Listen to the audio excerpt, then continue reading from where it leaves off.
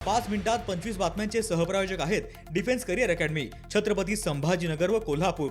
युवक युवतींनो, भारतीय सैन्यात घडवा अभिमानास्पद करिअर।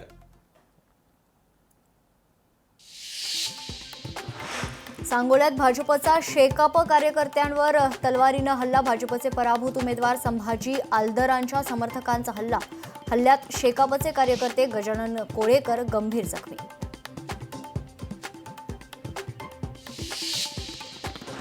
चंद्रपूर महापालिकेत काँग्रेसचाच महापौर बसणार, काँग्रेस नेते विजय वडेट्टीवार यांनी केलं स्पष्ट।